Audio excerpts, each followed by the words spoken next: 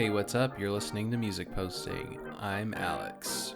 And I'm Astrid, and today we're covering Death Grips at the time of recording this and maybe forever. Final full-length album, the last full-length album they released, at least. Year of the Snitch. Year of which the was released in Snitch. 2018. That's like that's nearly 6 years ago. Can you believe that?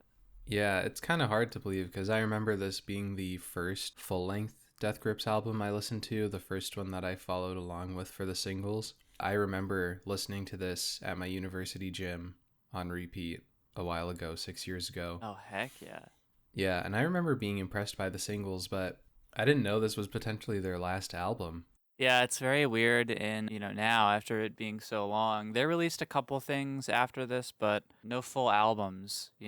Like they had a release, Gmail and the Restraining Orders, in it was 2019 or 2020, but it was just like stuff that they would play at their pre-shows like 10 years prior. So this is like basically the last full project. Even for me as well, it was my first full-length album that I ever experienced at the release for, and technically I had been following them for a little bit. The year prior, I think it was 2017, they released Steroids. Have you ever listened to Steroids? No, I haven't. That is like, Year of the Snitch, and we'll get to it, is pretty peak for me, but Steroids is up there. It's like this, I want to say 30-minute EP that is honestly basically like an album. I would put it alongside the albums. I think it feels like an album. Oh. But what they did is they released it as like one long track. And so like fans have like separated the songs or like the track into different songs. Because there's definitely sections that sound completely different. But I think they just released it as this one track as just like, hey, you guys figure this out. Because we made this fucking transcendental thing that just is insane. So you guys figure this one out. That's what it felt like, at least. Yeah, well, I remember. I what I do know about Death Grips, and you are definitely the Death Grips expert among us. No. Yeah, you are. Well, I know that Death Grips is like your favorite thing ever. So, yeah, what I know about them is they usually do release very like esoteric, difficult to understand, dense music. Oh yeah. So you describing the release of Steroids completely checks out with everything I know about Death Grips. Yeah, well, what's funny about the Year of the Snitch is that the rollout was actually like pretty standard. Like, and it's funny because now it's, in retrospect, this is maybe their last album. They've been teasing stuff. Who knows? Maybe they'll come out with more, and it'll be sort of like Death Grips, 2.0 or 3.0 or whatever, as you could put it. Year of the Snitch was actually like really standard. Like they put out a tweet that was like the album leaked, but no one really thinks that it did. I think that they just leaked it, and then they just put out a video like showing the track list, and then had a couple singles, and they announced the release date, and there was the album. Like normally it was like back in the day, they used to do like moon stage shit. Moon stage? What's that? Well, they would like release like singles or albums on significant moon phase dates. Oh, wow. Yeah, like it got that cryptic. And so, you have the fans who sort of like prop this stuff up, with their like mysticism, because they were so cryptic for most of their career, Yeah. They'll be like, okay, Bottomless Pit released in 2016. 16 plus 13, 29, and they'll like put it all together. There's just some ridiculous shit, and then they'll be like, it's coming out May 14th. Like they come up with these fucking math equations. That reminds me of it reminds me of like Frank Ocean stans trying to piece together when Frank Ocean is gonna drop, or like the lead up to GTA 6 when people would be like, oh, they put a sign on this like door oh my in the game. I've seen that. Yeah, so it sounds like the fan base for Death Grips is pretty passionate about yeah, them. I honestly, I think I see it as kind of cool most of the time. I think the fans are just passionate and sort of theorizing, what the music means and when the music could come out. And I think that kind of discussion is usually pretty chill. Obviously, the Death Grips community gets a lot of flack for some various cringe, but I think most people are pretty chill. I don't want to be called the Death Grips expert though, because I feel like the actual Death Grips chads are gonna come in like big knights, like halberds, and just like stab me. So you're a Death Grips dabbler? Would that be more accurate to say? See, I'm a huge fan, but I'm just an idiot. So I think that's what we'll do. I don't think you're an idiot. That's what I'll say. No, you're not. But You're definitely not an idiot. I'm definitely a big fan of Death Grips. I would say this is. I mean, it's hard to say what's your favorite band. That's like a really hard thing to answer. But Yeah. Death Grips is up there. It's like you said, it is like one of my favorite things ever. Gotcha. Well, I think one other thing that's worth mentioning about Death Grips is I think The Money Store was the very first 10 that Anthony Fantano gave out. Oh, really? I knew he gave it a 10. I actually didn't know that was his first 10. I think it was, if I'm not mistaken. Maybe I should verify this right now before I spread misinformation. Yeah.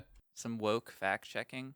While you're looking that up, speaking of, like The Money Store, that album is like larger than life. That's their biggest album probably, right? Like that's the one like everyone knows. Yeah. Like I feel like if you're like a music fan, you've heard of The Money Store. Well, around like Year of the Snitch, they were like pretty big. Cause I think Bottomless Pit in 2016 almost felt like a reboot in terms of popularity. Like everyone, I remember like I wasn't listening to it, but I remember people even talking about Bottomless Pit in 2016, because it was just such a big album. So Year of the Snitch and Bottomless Pit, they're not quite as big as The Money Store, but they almost feel like that to me. Gotcha. And I feel like everything else in between is just like captures more of the Death Grips fans, Well, I do remember also I can confirm it was the first fact 10. check? Yeah, the fact check came through. The first 10. I remember being interested enough after Year of the Snitch to check out Powers That Be. Yeah. I honestly can't remember that album too well, but I remember enjoying Year of the Snitch more. And I think really? Yeah, well, I don't know if it was like an accessibility thing because I did really like The Money Store. I feel like Year of the Snitch is also maybe one of their more accessible albums, is what I've heard, because I did go through their catalog. At least the singles were a bit easier to digest. You know what I mean? That's really interesting that you say that, because I think that perspective is valid, and I bet a lot of people feel that way.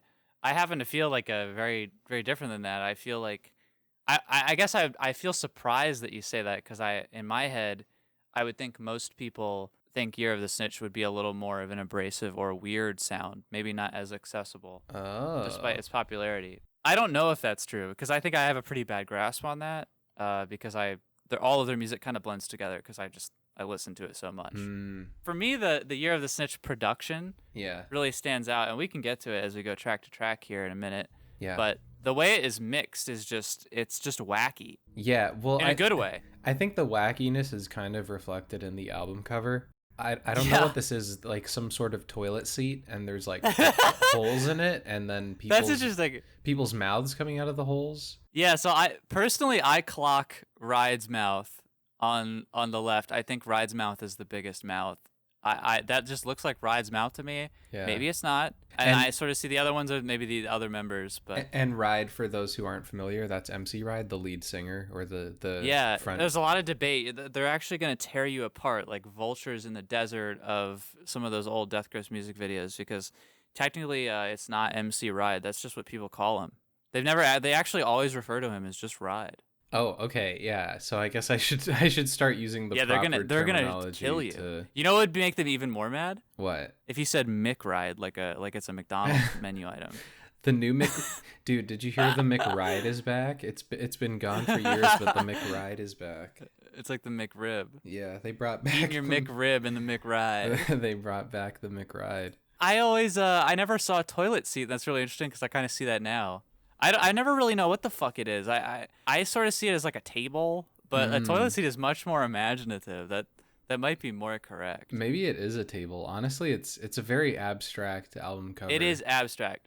I would describe it as sort of like clown-esque. Like it just feels very surreal. Like it feels like something you would see in like one of those clown houses. You know what I mean? With the mirrors everywhere, where everything's all wacky. Yeah. It feels like a trip. Yeah. Well, I think in terms of the sounds on Year of the Snitch, surreal is definitely what they were going for. Surreal and also I would say silly, and the opposite of self-serious. I think this album is the silliest and almost most self-parody they ever got, and I mean that in a good way, and we'll get into it as we go track to track. But yeah, do you have anything else you want to say before we like jump into the first track? I don't think so. I think I'm ready to dive into Year of the... Oh, no, actually, I really like the name of the album, Year of the Snitch. Yeah. It's like, I guess, paying homage to, like, you know, Year of the Dragon or, like, Zodiacs. It's very interesting too because that Steroids EP that I was talking about from the year prior Yeah. is a dragon. It's a dragon on the cover, and it's a dragon from I believe a Chinese restaurant. So there's kind of like some connections there. In fact, was 2017 a dragon year? No, we're currently this is the Year of the Dragon, I think. We're in the year. Oh yeah, it We're was a in rooster the year. year. Okay. Yeah, we're in the Year of the Dragon. That would have been crazy. Could you have imagined if we just figured that out? That would be a wild connection. Yeah, we imagine we deciphered the Death Grips code. But yeah, if you're listening to us when this airs or slightly after, and you happen to celebrate Lunar New Year, Happy Year of the Dragon to you. Yeah, true. That's the coolest one in my opinion. Yeah. I mean, no shade to the rest of them, but Year of the Dragon is pretty sick. Yeah, being a dragon is pretty dope. I'm not gonna lie. But before we jump into song 1, mm-hmm. I am so happy to review this album. It's one of my favorite albums. This is really funny because this is technically the first album I ever reviewed. Because I did a video like 5 years ago where I reviewed this album and it was horrible. It was so bad I was embarrassed and I took it down. So hopefully I know a little more than I did back then. Yeah. I'm excited for you too. I know you really love this, so... And I'm just excited to see what you think, and also comments, enlighten me down below, because I'm sure you'll have a lot to add. Perhaps there will be a lot of lore to be picked up on here. Track number 1, Death Grips is Online. Death Grips is Online. That's sort of playing on a thing that they would just really often post on Twitter and different social media. It became sort of a big deal if they would tweet the words Death Grips is Online, then you knew that they were doing something. You knew that they were active. And so this is just an extremely self-referential title. Basically just a play on what they would announce to their fans on Twitter and whatnot. Gotcha. And it does, like, the instrumental does feel super like, hey, we're here. Like it kind of starts off with a loud bang, like kind of gets you very excited. There's like this really dissonant arpeggio that is like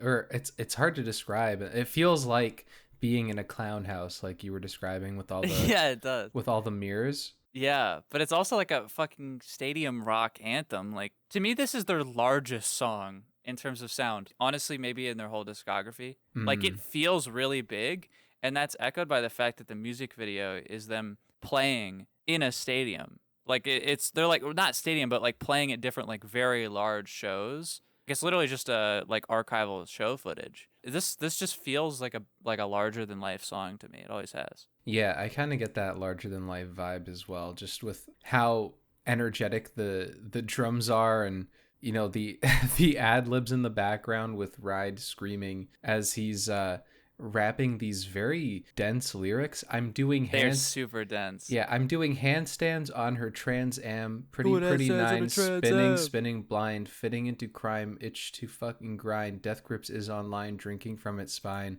Like, what does this all mean? Dude, I have no idea. I think that's what's really cool about a lot of Death Grips lyrics. There are some that sort of like stand out to me and you can really chew on and think about. Mm-hmm. But I think Ride, and also Zach Hill should be credited as a songwriter as well. He writes a lot of the lyrics for Death Grips as well. I think it's sort of a co-op, a double venture there. What does he do usually? So Zach Hill is the drummer and sort of the creative mastermind, self-described by some of the members of the band entirely. Interesting. If you're interested to kind of see like the whole progression, if you haven't ever dug back, Zach Hill had a band called Hella, which is a two-piece math rock outlet, and that was like just straight up math rock, and it had like his super bombastic drums, and then just like this guy is just doing this crazy guitar. And then Zach Hill did a bunch of like solo stuff. And a lot of that stuff, you can sort of see the early Death Grips sound. And then, now you have Ride rapping over it and Andy Morin's kind of production. But Zach Hill's sound is like quintessential to what Death Grips sounds like, in my opinion. Like, the project is all three of the members, but it's very much Zach Hill, in my opinion. The sound is it's very like messy and disjointed and chaotic, and there's also some very beautiful harmonies going on in all the chaos, which is one of the more interesting parts of this. It's like, despite how dissonant and bizarre everything sounds, there's still like room for very like melodic and beautiful passages of music. Like there's this refrain that is around like 55 seconds in where this guitar comes in, and it, because everything that came before it is so messy and strange, like when that guitar comes in, it's like music to your ears, which I guess it is music. Not a good analogy, but you know what I mean. The refrains are really catchy. Punks get nailed in the daytime. Like it's catchy, and it's cool to see like Ride kind of doing more singing. I'm not sure if that refrain even is Ride or if it's, I mean, there's some songs that literally have a Zach Hill singing credit on this album, and we'll get to that. I'm not sure who's singing, but there are parts where Ride is sort of kind of singing more on a lot of these songs. So that's really cool. I thought it was some sort of like sample. I don't know. Do they use a lot of sampling? They do use samples. I actually do agree with you. That's probably a sample there. I never actually looked into it. Yeah, well, whoever's doing it is so catchy and just fascinating almost. Like, yeah, it's interesting to see them go into like this sort of, I guess, like almost poppy territory, you know what I mean? Just like randomly there will be some like pop refrain or something. I think it's almost referential to that poppy sound, because the lyric they're saying there, or at least the sample, is punks get nailed all in the daytime, and I got good friends who love to headline. It's almost sort of saying like, we're this huge band now. Like, but by the time that Year of the Snitch came out, and now it has more context because this is their last album, you know, I think that they sort of see themselves maybe as these punks, because they are very punk, who have sort of reached the mainstream. Now they know all these rock stars, and they know what it's like to kind of be rock stars. And so I think that's, maybe it could be a play on that, because you're right, that is like kind of the poppiest part of the song. Yeah, well, I feel like they definitely embody the ethos of like punk and punk rock more than they do embody the ethos of like hip hop or rap or what have you, despite being heavily, you know, like a rap or hip hop in their delivery. Do you want to move on to Flies? Yes, Flies. I love Flies. It's actually one of my favorite. I mean, every song here is one of my favorite Death Grips songs. It's very weird because I think this album used to be like good to me, but over the past year or so has become like top 3 Death Grips projects for me. Flies is really cool. I like watching the music video for Flies. Have you ever seen that? I have not, no. The people have done it before, but it's like, it's Ride jumping. Yeah. And then they take a picture right when he's up in the air. Yeah, and then it's a bunch of those pictures of him basically just like floating in the air. That sounds pretty cool. It's very funny. I think he's just being a little fly. He's just like flying in the air. That's how I interpret it. That is pretty cool, yeah. What is this song about? I have no idea. I like getting into the meaning of some of these songs, and there's some songs in here that have more meaning to me. Flies to me is just fun wordplay and just having fun. But I love it. I like Flies vomit me, vomit green eyes. Like I've always loved that line a lot. Yeah, I there's one lyric that really stands out to me. Necro Winnebago, worship on shroom in safe zones. It's hilarious because like a Winnebago, like a camper, it's like like that is what a Winnebago is. I mean, right? We'll think. I mean, if we play back into this concept of a band sort of driving around, they're, you know, they feel dead. They're so, you know, it's sort of like just this dead tour van. And you know, gotcha. Getting on shrooms when you're able to, you know, in the safe zones where the cops aren't around. Yeah. I mean, a lot of Ride's lyrics are just neurotic, so Brown Recluse makes sense. Ride is pretty private. I mean, I think this plays into the general theme of the album, which is that I speculate that the band members sort of felt like they reached an end. And now you can really see that because it's been like 6 years.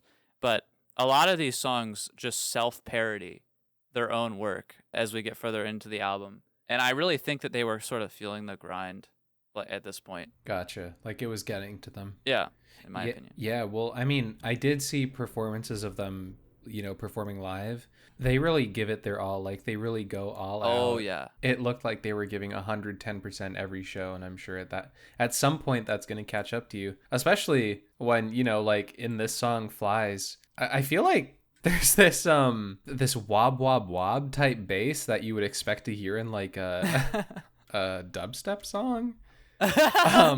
With like That's these really intense kicks and toms going off as well. It just feels more like it is punk, Yeah, and honestly, I think a lot of that sort of weird EDM feel or sort of DJ feel or sort of like DIY club feel comes a lot from DJ Swamp on this. DJ Swamp did like a bunch of turntable shit for this album. And I don't know too much about DJ Swamp. You hear turntables like all throughout this album, which is pretty unique to this album. And I think the mixing in general sort of like plays into, like, as we were talking earlier, sort of like the clown show vibe. Like, it's just just a wacky ass sound on a lot of these songs. Yeah, it definitely sounded like they were at this point just kind of having fun with it. That's what it feels like to me, for sure. I feel like this is them just having fun and not really caring too much. Yeah. Well, speaking of like having fun, no, I tried to segue. I don't think I can. Do you want to talk about black paint? Do you have fun with black paint? I did. I think this song, I specifically remember listening to it on my drive home, and it made me want to drive faster and like overtake cars in traffic. And it's this very like aggressively distorted guitar that's going like do do do do do do do do, and then Ride comes in and is like screaming. He's screaming like black paint. It's like demonic how it sounds. It does sound demonic. I think it's one of my favorites on the album. It sounds more like metal than anything. Yeah. This is basically a punk or a metal song. I agree with you. This is like when people ask me like what my favorite Death Grip song is, Black Paint, it always gets a mention. Like, I don't know if it's my favorite, but it's one of my favorites of all time. Like you said, when they get into the pre-chorus, it's like, and it's boom, boom, boom, Yeah. And it's just like, it's really good. And I agree with you. I think I listened to this a lot when I was driving to and from university. Yeah. And I was probably speeding too when I had this on. Yeah, well, the pre-chorus is very infectious. Like, again, the hook feels very catchy, and like there's these guitars that are playing this very, like, despite it being very dissonant, it's still a very catchy hook. To me, it feels more like them just having fun, kind of letting loose. And yeah, this is an homage to a lot of metal and punk music. Ride and all the members are huge fans of Ride. Specifically, it's like a huge metalhead from what people can kind of tell. So it kind of makes sense, right? Like, let's just do a fucking song like this. Let's just have fun, Yeah. What do you think this I require privacy, I'm always thinking finally chorus is? Is that just self-referential? Oh, interesting. Yeah, I mean, I think it's just, like, honestly, 80% of Ride's lyrics are just about how he doesn't want to talk to anybody. And I can relate. And I mean, I think that's what that's about. Not to get too personal or too weird, but I mean, I think there's pictures of him still using like a flip phone, like way after those smartphones were out. Yeah. I think he's he's just a private guy, and a lot of the members are private people at this point. Zach Hill's super private. Yeah. Even Andy is pretty mysterious and cryptic. They're all pretty private people who are just always putting everything into their music or their art. And so I think when they're saying, like, I'm always thinking finally, like you said, like, every show is like they're playing as if it's their last show. Like, they really put everything into what they do. I totally agree with that. I definitely feel the urge to, I guess, become reclusive myself. Sometimes I am very reclusive, and I don't reach out to people for days, and I actually ignore people when they text me, which is it's kind of toxic, I have to admit, but I mean, I think that's good every once in a while. Every once in a while, it's nice to just disappear and feel like nobody knows who you are. And honestly, I feel like that's kind of what Ride was channeling with this repeated lyric, black paint. I think it's a metaphor for like shutting yourself in, like closing all the windows and just like chilling in darkness. Yeah. And I also think there's some interplay with you mentioned that Ride was huge into metal. Maybe this is a stretch. Maybe Ride is also referencing, like, if Ride is so into rock, if the band is so into rock and punk rock and hardcore. Maybe it's like a reference to like Paint It Black by the Rolling Stones. Maybe they're just like, you know, having fun, paying homage to their influences, if Rolling Stones is an influence. I mean, also, you know, the Rolling Stones logo with the tongue out, that's kind of what the mouths on the album cover remind me of too, is like the Rolling Stones logo. I mean, I think in general, this is definitely just a very just like rock music song, like just satanic, devil worship, cultic rock music anthem. It's freaking fun. Those are kind of the origins of rock too, is it's all about this whole counterculture in the face of like a very repressed society where you're not really allowed to explore those more hedonistic aspects of life. Yeah, and now Death Grips, well, they have ushered in a new sound of boundary pushing music in a different way. Absolutely. I require privacy. I'm always thinking finally. Boom, boom, boom, boom, boom, boom. Linda's in Custody, song 4. Linda's in Custody. This one was wild. Eat it like the devil's cunt. How do you feel about the line, eat it like the devil's cunt, Alex? I actually don't know what it means. A lot of this, I don't know what it means. There's this chorus, day breaking, glyph hissing, sanity fucking bitch skinning. How do you say come to me, hanging out with Linda? I heard she's in fucking custody. Yeah, so I think this song is about Linda Kasabian. Death Grips has sort of had a fascination with Charles Manson since their, inception.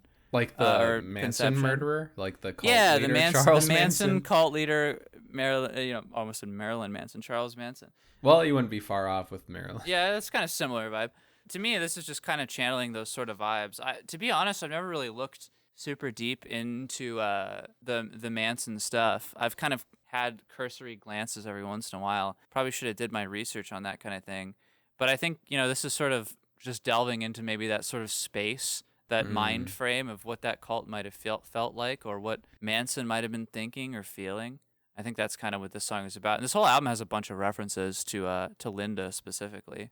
Do you think that with how big Death Grips got and with how passionate their fan base was, that they might have been feeling like cult leaders at some point?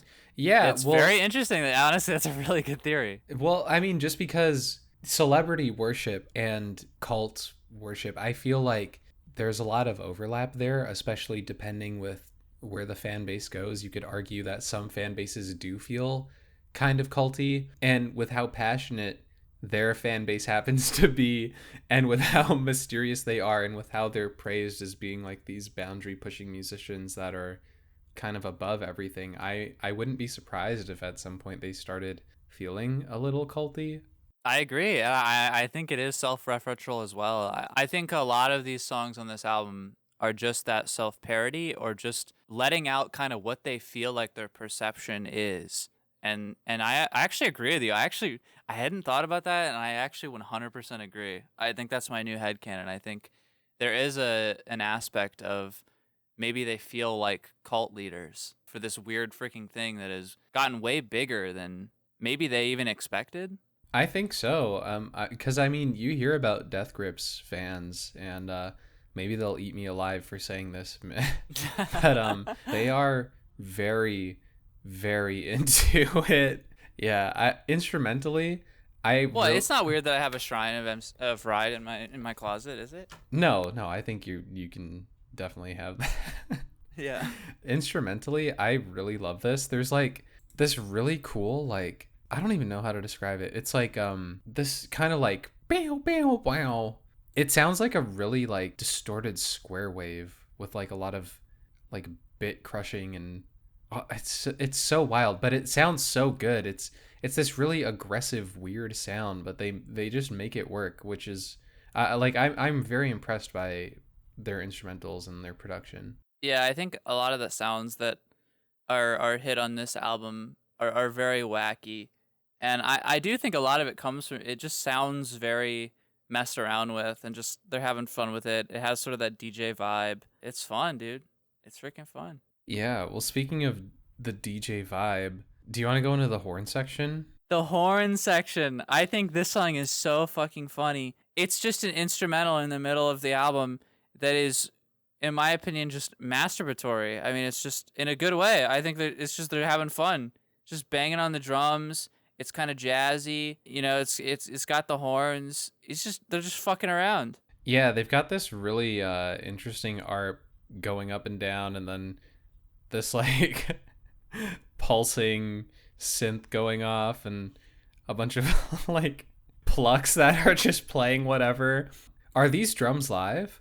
Yeah, so the way that Zach Hill does a lot of the drums, as far as I understand, on a lot of Death Grips tracks, is he plays on the electronic drums and sort of maps sounds to the drums, and then just basically plays it live. And because he plays so primal, it can sound really cool in a lot of these songs. Like some of those Money Store songs had more straightforward sort of percussion, but a lot of Death Grip stuff is just him fucking going wild on the drums. He would map like synths to the drum heads on his electronic drum set, and so he'd be playing the synths with the drums as well. Yeah, that's inventive for sure. The drums, I want people to picture like someone going absolutely bonkers on a drum solo and just hitting everything as much as they can, but at the same time it sounds like a drum machine.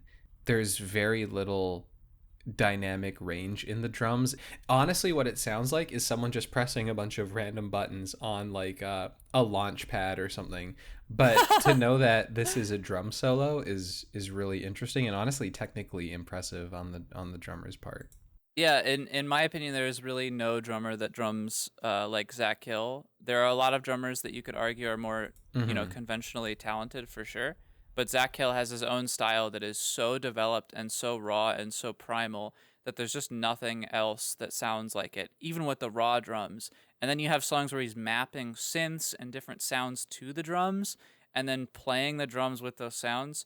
I mean, you're getting a sound that is so unique to Zach Hill, you're never going to hear anything like it. And I could totally understand how it just sounds like random beeps and boops. But that's so unique. There's nothing else that sounds like that, and they're just having fun. And fuck, I mean, if you want to listen to good drums, anyone listening, search up Hella Biblical Violence, and you'll get an old video of Zach and Spencer from their band Hella playing in Japan, and you can just see how raw Zach plays. I mean, pretty much any video of Zach drumming is gonna do it justice, but look up that video; it's so crazy. Probably one of my favorite videos ever, just in general. Yeah, I'll definitely have to check that out because I am pretty interested in seeing how he drums after listening to that. Do you? That's really funny, Alex. Thank you. Do you want to move on to Hahaa? Song 6, Hahaa. I feel like this song probably has one of the best hooks on the album with the whole ha, bitch. It's the catchiest song, I think, on the album. Honestly. Yeah, it has a very, I think, accessible beat. Mm-hmm. It's much more understandable. There's like these synths that do sound very clowny, honestly. With the whole, it sounds like an ice cream machine that is like glitching, and that's kind of funny that you say ice cream machine, because I feel like that's almost like this song is making fun of maybe a younger audience, or at the very least making fun of what people think about them. Because I think a lot of people think that Death Grips is just like a meme band. You know, if you don't know too much about Death Grips, you're like, oh, haha, like funny online meme, like Zoomer band. But in reality, like these guys are like doing really technical, very interesting, unique shit. And they're like in their 40s. Like they're old. And the lyrics here are meme shit. And they get memeier than they have ever gotten. There is a lyric here that literally reads, looking like a hedgehog, sluts go Sonic. And then if you can believe it, like Derpcore 2009 Yancat, Ride actually says ownage. He says ownage out loud, and then he says trying to dick your mom, I'll do anal in the pit. It's the memeiest thing I've ever read in a Death Grips lyric set. I think that they were really making fun of the perception that they have as a meme band there. Yeah, well, I mean, you definitely have to acknowledge like how overtly sexual some of these lyrics can get. Oh yeah, it feels like there's. I mean, I don't know how horny Ride and the band is, but it almost feels like over the top. Like got her hard like Spartacus. There's other lyrics in here that I almost don't want to repeat, but they're ridiculous. It's very ridiculous. I guess the chorus, ha ha ha, bitch. It is just them. I don't know, like just laughing. Like, just joking, it's just insanity. It's Joker mode, is what it is. It's actually Joker mode. I mean, tell the princess eat shit and die. Ownage. That's just, like it sounds like a text. You know, like 13-year-old Mario, like texting. The 69s and the bitches shout. To me, it's just self-parody. Yeah, that's kind of the vibe I get as well. It's interesting you mentioned the whole Charles Manson thing. For this particular song, I was so fascinated by the lyrics. I looked them up on Genius. There's an annotation here regarding the chorus, the whole ha ha ha bitch. And it turns out Charles Manson had given an interview where he says, "Every one of you out there has been trying to kill me for the last 25 years and I'm still here. Ha ha ha. Now what?" And people are saying that the ha ha ha sounds very similar to the ha ha ha that Charles Manson gave in that interview. Oh, interesting. I've never actually picked up on that. Yeah, I almost don't know what they're trying to say with that, but I feel like maybe this is almost being sung from the perspective of Charles Manson. Just Zoomer Manson.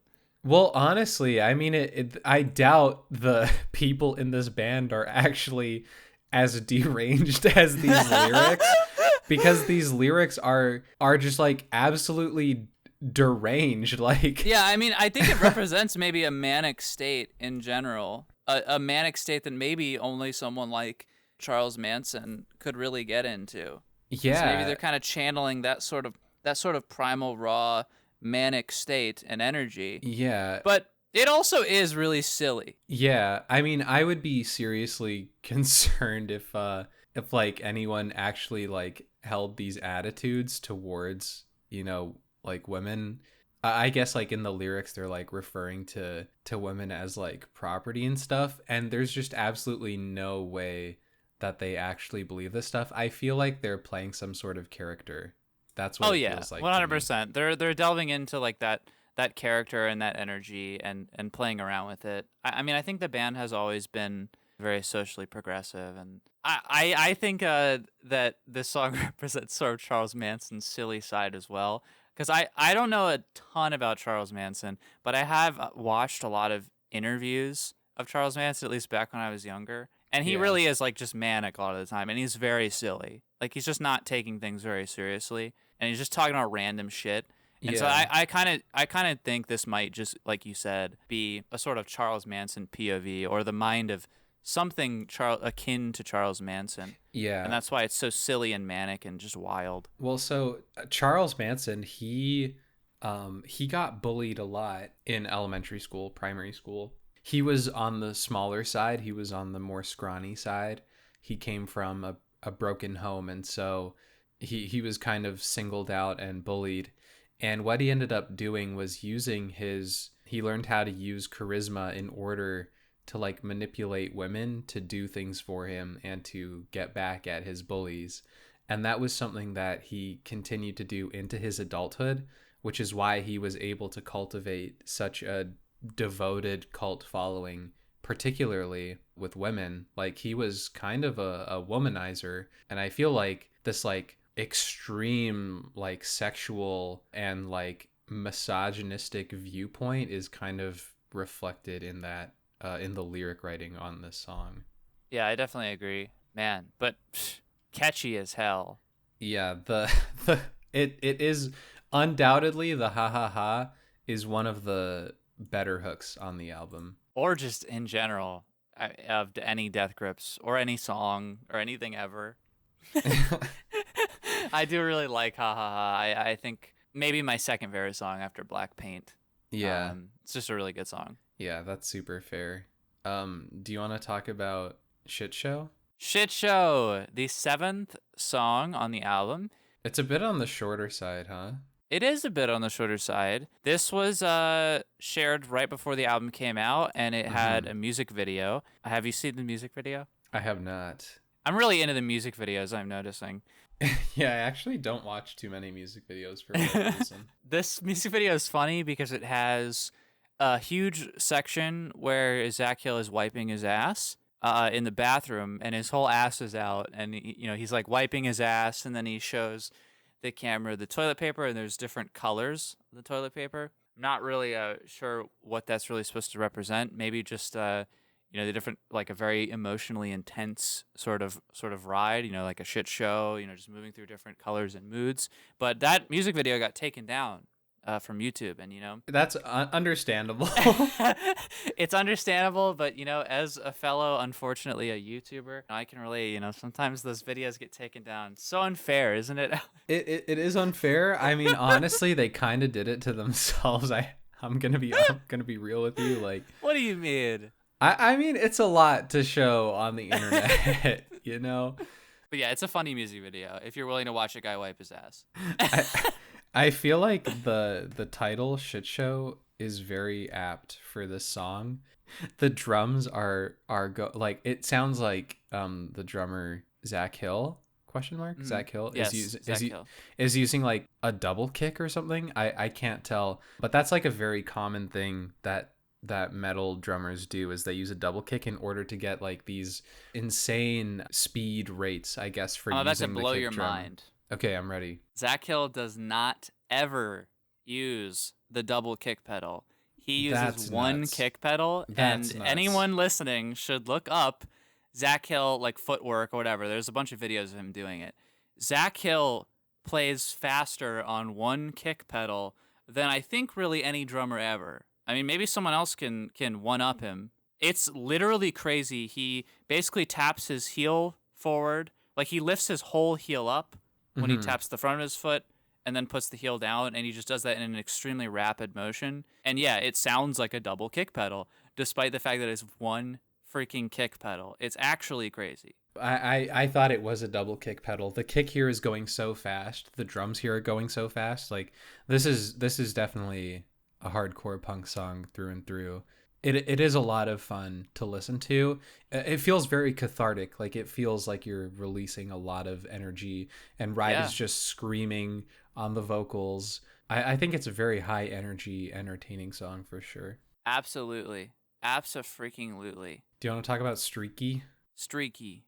Streaky, streaky, streaky. I think this might be one of my favorites on the album. And also, I could see that, actually. It was the first single I heard from Death Grips. Well, I think it was the first single that they released for the album. Yeah. This song is very, very you, I could like totally see that you enjoying this in particular. It just has much more of a chill, relaxed vibe.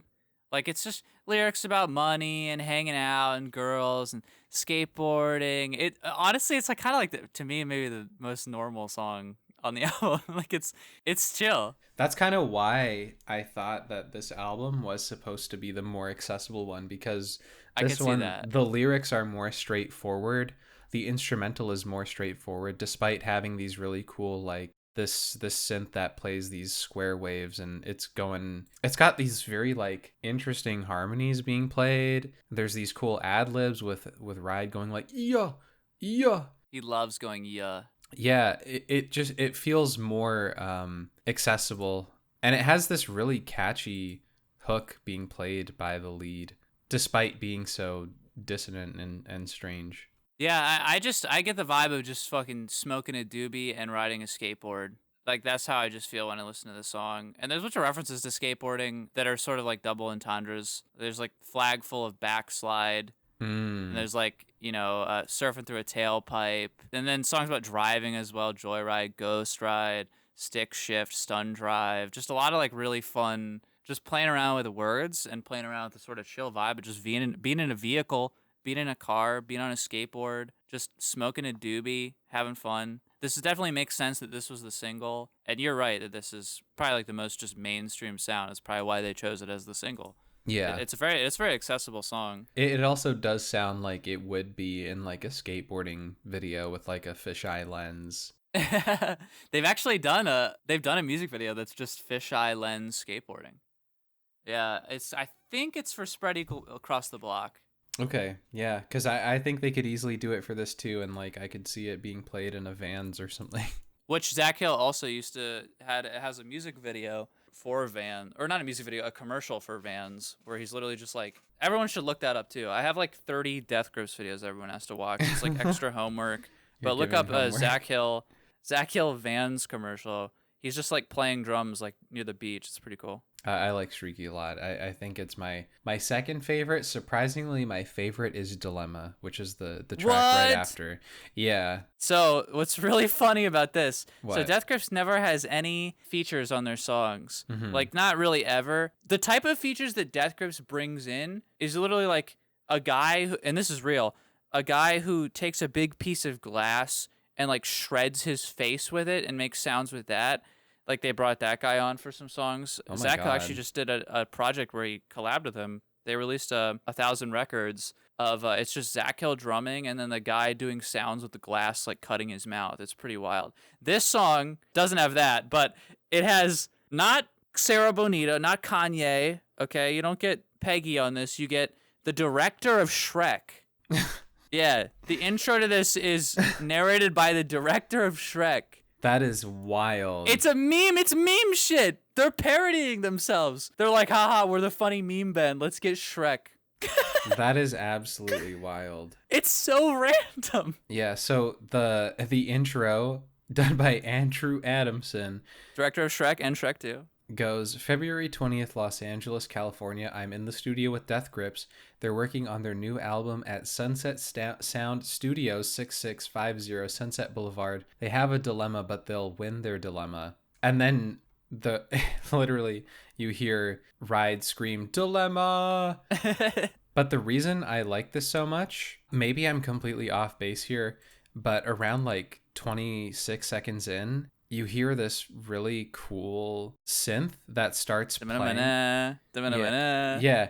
And because everything that has come before has been so chaotic, high energy, when you hear this synth, it sounds like a reprieve. Like truly, it sounds like an absolute breath of fresh air. And then the drums play this pattern on the ride, and then there's this very soft almost guitar. It sounds very melodic and beautiful, and it almost sounds like, I don't know if you're familiar with Emerson, Lake and Palmer, but I'm not. So they were an experimental rock band from the 70s. Ooh. That's kind of the vibe I get from this early introduction.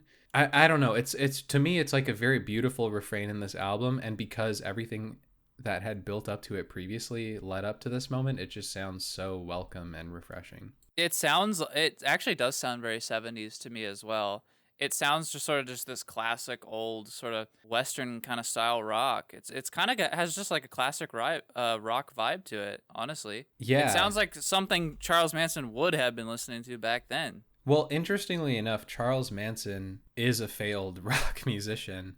He is. He tried really hard to have his rock career take off, and when it didn't, he just became a cult leader, I guess. But yeah, very reminiscent of that sort of rock, which was, I think it came out of the UK. It's like the type of rock where there's almost like this fantasy element to it. Do you know what I mean? It's progressive rock, pretty much. Yeah, prog rock. Yeah, and like, you know, the type of rock where you would expect to see like a wizard on the album cover or something. You know what I mean? No, I agree with you. This song does sound like a wizard.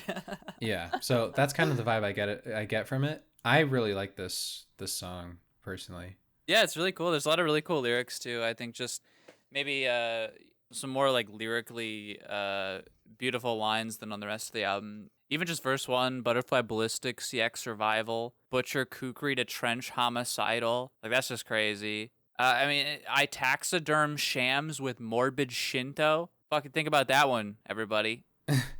Taxiderm shams with morbid Shinto. What do you think the dilemma that Death Grips is having is? It's hard to really speculate, but I think maybe the dilemma is, what the fuck do we do? Like, we've done it all. We've made every album. We've broken the game. We've transcended music. We've had pop successes. We've had rock successes. We've had hip hop successes. We've changed the game. And at this point, I don't think they know what to do. They're just having fun. And that's kind of why I like this so much, because it feels like they're really like they've unwound and they're just doing whatever they want. And maybe it's completely off base. Maybe this is actually a very, I mean, there is, themes here, Charles Manson and sort of this manic being lost in the industry and whatnot. So I'm not saying it's without direction. It just feels very fed up with the industry and just moving on, just having fun, letting loose, one last hurrah. Gotcha. Maybe that's the dilemma. Could be, yeah. I could definitely get behind that interpretation for sure. Little Richard? Little Richard, what's up with this song? So this song is I think it's a fuck you to the audience. It's a song about dicking around. It's a song called Little Richard. Richard means dick. It's a song about a dick. And it's funny because Zach Hill put his actual dick on the cover of an album for Death Grips, No Love Deep Web. And what's really funny is they even reference the horn section in this song. It has a reference to jacking off in the horn section. That's pretty. It says in the horn section they hide weapons. And in the horn section, it's like this experimental, just kind of jazzy ass shit that, I was kind of describing as masturbatory. So I think that's kind of a play there into that. And yeah, it also not sung by Ride. This song has Zach Hill singing credits. It's all sung by Zach Hill. And that's pretty funny and subversive because almost every Death Grips track obviously it has Ride on the vocals. Gotcha, yeah. There was also like a bombing line.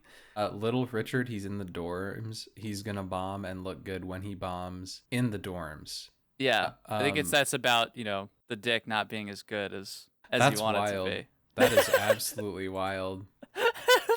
To me, it feels almost like the ego that comes with when people like rattle their sabers, or when they're like, I'm gonna change the world or something. A lot of that drive, I think, comes from the ego, and a lot of the ego. I mean, not to get too Freudian with it, but a lot of it does come from, I don't know, wanting to show people you have well, there is a phallic stage in life. Yeah. According to Freud. Yeah. I don't know if I have too much else to say about this song, but I thought the instrumental was pretty interesting. It was very like, you wouldn't steal a car. It was very like robotic and yeah, it's very like futuristic, kind of tech dystopian. I think everyone kind of hates this song. It has a reputation for being sort of the song that nobody likes. And personally, I'm one of the people that just kind of disagrees. Like, yeah, I don't think this is the strongest part of the album or their strongest song, but I never really skip it when I'm listening to the whole album. Like, I like it, and I think it's just kind of funny.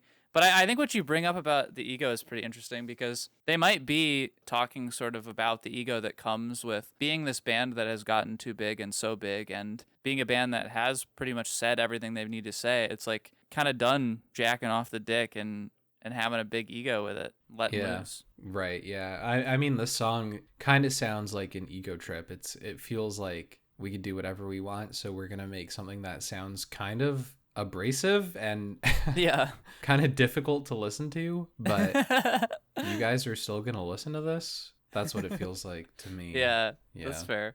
Do you want to talk about The Fear? The Fear. I think it has this really funny intro. Yeah, I quote that all the time. I don't know, dude. I just drink blood, dude. I just drink blood, dude. I love that. It's so silly. It said very silly as well. It sounds like not something you would expect to hear on this album that has so many references to Charles Manson. I don't know, dude. I just drink blood, dude. Yeah, I like The Fear. I think this one is really goofy. I mean, I was just singing it with do do do do do do. The Fear. Yeah. Like, it's just so like wild, but it's also kind of seems pretty manic. Like, there's lyrics here about really just like wanting to murder, like wanting to kill, just feeling off, and sort of just being like literally just manifesting that sort of the fear that others feel of you, like just being this sort of dark, cold, kind of satanic figure. Yeah, maybe kind of talking about a cult leader again, or just this dark power. Well, it sounds like a downward spiral is what it sounds like. True. There's these very interesting pitched vocals when there are these lyrics about like don't jump, and then it pitches into this voice that's like jump, jump, jump. It's almost like when someone feels the call of the void and they want to jump, which is interesting. There's these relatively like non-abrasive guitars playing these very like clown funhouse chords in the background too. It sounds very unhinged. I love this song. I think it's really fun. It's very goofy. There's a lot of cool lyrics here. Frightening, embarrassing, like 1% in pleasantries, just kind of making fun of the elite and small talk and just I'm just this manic figure, you know, the crystal fields of ketamine, doing crazy drugs, being crazy. And I kind of agree. Call of the Void, that's kind of interesting. Just giving in to the carnal and primal desires and just the rawness of nature, jumping into it, the fear, jumping into the fear and seizing it. That's kind of the vibe I get from it as well. And then we move into outro, which but not the last song. It's not the last song. It's also, I think, like a minute long or something. It's so funny. I think, yeah, they are being very self-aware at this point. I mean, naming a song outro and it's not the outro. At the end of the song, I heard bagpipes, which was such a very interesting choice production-wise. It almost They're makes me fucking with us. Yeah, well, it makes me wonder if after this whole downward spiral we have had during the album, if it's almost like, whoops, we're dead. We're playing bagpipes. You know what I mean? Yeah. I mean, this whole album just feels like a big manic trip of just confusion and destruction. And I mean, after Death Grips released this, the merch line that they put out was a shirt that says demolition on it, and it's like Death Grips just, you know, shattered, demolished. I think that they were just lost in maybe the perspective and the image, and they had a lot of fun with it, and that's why I think this album is so special. But yeah, to have the song outro not actually be the outro, and like you said, have what sounds like bagpipes lead into the final song, which is just disappointed, basically making fun of how people are going to react to the album, which a lot of people did react negatively to this album when it came out. Really? Why was that? A lot of people thought the production was really weird. The mixing sounded off. It didn't sound like as fresh as you know, some of their other stuff, or as poppy or as polished. People, I think, felt like it wasn't a full project, which I never really agreed with, and to this day still think it's actually one of the more interesting mixed albums really that I've ever heard. I just think that it's mixed in such an interesting way. But yeah, I think they kind of knew that it was kind of weird and wacky and silly, and that people might honestly be disappointed by it. And so to kind of name the last track Disappointed is pretty funny. It's pretty ballsy. Yeah, well, I think they're being pretty self-aware. Yeah. You know, when the lyrics are literally like, wah, wah, wah, wah, wah, wah, wah. Yeah, wah, cry about it. That's kind of the vibe I get, is cry about it. Too bad. And then they reference like this rotting corpse, which maybe is their corpse. I guess, given the themes of the album thus far, and also the references to jumping and the bagpipes, like maybe this really is R.I.P. Death Grips. Yeah, I mean, you have these lyrics about sort of turning into a machine and losing your human form. Like there's this line here: machine human, malformed machine, metamorph me into done for at last, at least until my present shore has passed. Like they're literally just saying, like, they feel like robots. They feel like they've become this obvious thing, just this staple, or they've become what people perceive in the most negative way, and they just want this to pass, you know? Yeah. And so, yeah, metamorphizing and just getting a little manic and crazy. It is very interesting. Maybe this is the death. Maybe this is the death in Death Grips. This is the grips. Dying. So, overall, final thoughts on the project? I love this album.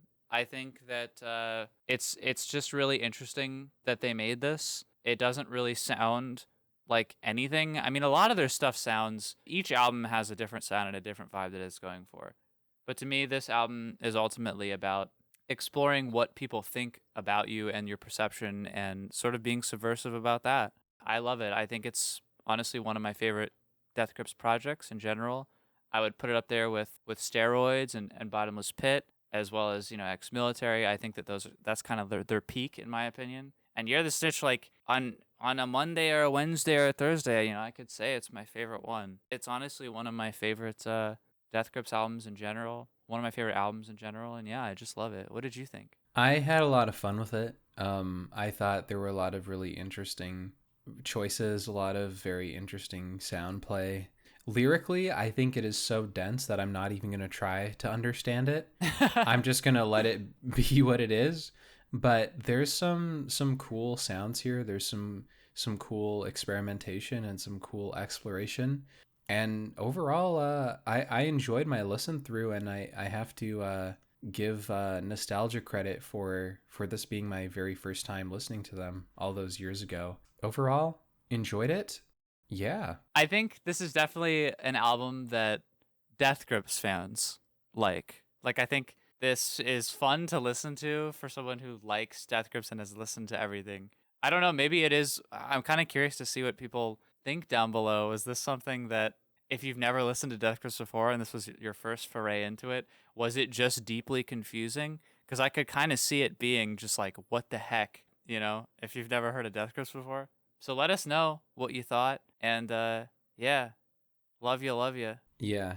Let us know what you thought. Follow us over on Twitter at musicpostingpodcast. At musicpostingpodcast? Is it musicpostingpodcast? It's musicpostingpod on Twitter. Thanks. Yeah. Follow us on Twitter at musicpostingpod to get a preview of what we're going to listen to next and listen along with us. And leave your comments, whether you're listening on YouTube or Spotify. Always love reading what you guys leave. Yeah, thanks for listening. As always, I'm Astrid. I'm Alex. Bye. Later, skaters.